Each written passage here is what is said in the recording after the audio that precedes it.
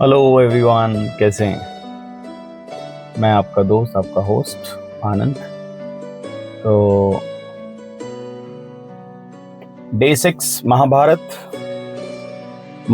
में अभी तक हमने पढ़ा देवी गंगा ने कैसे अपने 7 पुत्रों को गंगा में बहा दिया, और 8वां वसु जो खुद देवव्रत थे, जो बाद में भीष्म बने, उनको उनका पालन पोषण किया, उनको अच्छी विद्या दी, उनको अच्छी शिक्षा दी। तो आज की कहानी है डे 6 में देवव्रत कैसे बने भीष्म। देवव्रत या भीष्म महाभारत के सबसे महान योद्धाओं में से एक थे। अगर मैं कहूँ कि ऐसा योद्धा जिसने भगवान परशुराम भी युद्ध में नहीं हरा पाए, ऐसा योद्धा, ऐसा राजकुमार जिसने अपने पिता के लिए अपना पूरा जीवन त्याग दिया। लेकिन आप जानते हैं वो भीष्म कैसे बने? इसके पीछे की एक कहानी है, इसके पीछे की एक स्टोरी है। पूरी कहानी होती है जब राजा शांतनु के 8वें पुत्र नदी में बहाने से रोकवा देते हैं कि भाई ये मेरा बेटा है, मत बहाओ, 7 तो बहा चुकी हो, ठीक है। उसके बावजूद भी गंगा वहां रुकती नहीं है। गंगा ना कुछ बोलती हैं, गंगा उनको सिर्फ अपने पुत्र को लेती हैं, शांतनु को, और लेके चली जाती है। गंगा जानती थी कि ये कोई साधारण बालक नहीं है, ये देवता हैं सारे।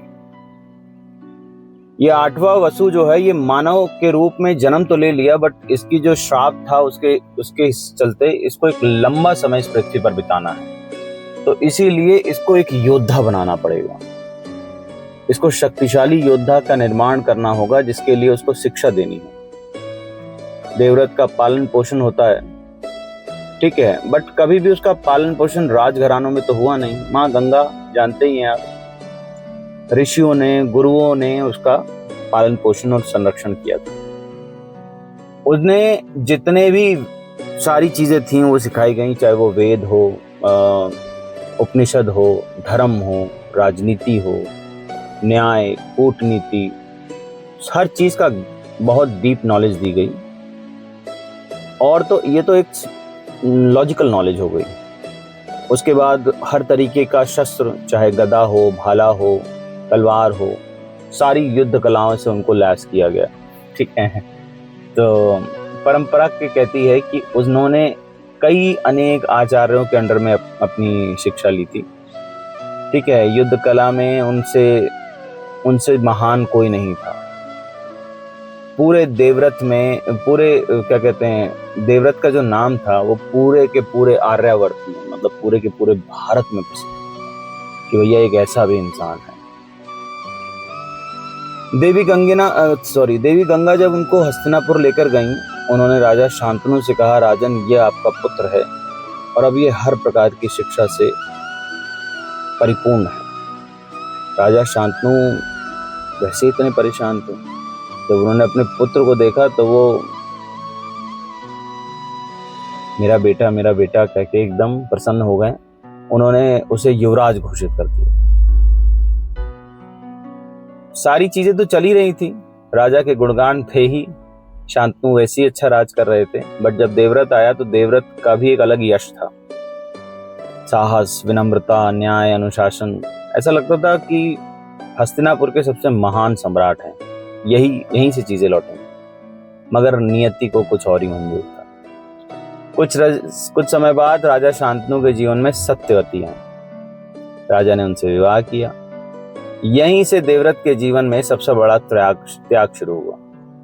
अगले जन्म वही घटना घटेगी जो इतिहास में भीष्म प्रतिज्ञा के नाम से अमर हो जाएगी। देवव्रत क्या सिखाते हैं? देवव्रत सिखाते हैं कि महानता केवल शक्ति से नहीं होती। एक सच्चा नेता जिसके पास ज्ञान हो, अनुशासन हो, पालन हो, अनुशासन के साथ साथ पालन करता हो, विनम्र रहे और अपने काम को समझे। आज की कहानी ये भी सिखाती है कि कभी कभी सबसे महान व्यक्ति भी ऐसे निर्णय ले लेते हैं जो उनकी पूरी की पूरी पीढ़ियां प्रभावित कर देती हैं। बहुत से लोग सफल होना चाहते हैं लेकिन तैयारी नहीं करते। देवव्रत की महानता किसी चमत्कार से नहीं बनी थी, बहुत वर्षों का अभ्यास, शिक्षा। वसु होने का ये मतलब नहीं है। वसु होने का ये मतलब नहीं कि आप आते ही आते आपको सब आता है, आपको सीखना तो सब पड़ेगा। महाभारत इस चैप्टर में हमें सिखाती है कि प्रतिभा जन्म से मिल सकती है, लेकिन महानता निरंतरता से मिलती, कंटिन्यूस। इसीलिए कहते हैं कंटिन्यूस। आप कंसिस्टेंसी मेंटेन रखिए डिसिप्लिन के साथ। तो अभ्यास करते रहिए, सही संस्कारों से बनती है। ठीक है, देवव्रत के पास सब कुछ था, ज्ञान, शक्ति, सम्मान, हस्तिनापुर का सिंहासन तक था, लेकिन देवव्रत से भीष्म बना दिया उनको। किसने? त्याग के चक्कर में। यही वो प्रतिज्ञा है जो आगे चलकर महाभारत का इतिहास हमेशा के लिए बदल देगी। उन्होंने अपना कर्म भोग लिया। उन्होंने जिस गाय को चुराया, कामधेनु की जो गाय थी नंदिनी, उसके बाद उन पर चोरी का आरोप लगा, वही सबसे ज्यादा इन्वॉल्व थे। 8वें वसु हुए वो, उन्होंने यहाँ रह के इतना जीवन जी लिया, उन्होंने अपना काम कर लिया। मगर वो भीष्म प्रतिज्ञा क्या थी?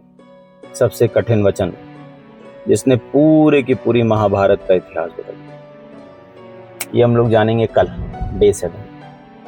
आज के लिए इतना ही। Bye bye. हरे कृष्णा। राधे राधे।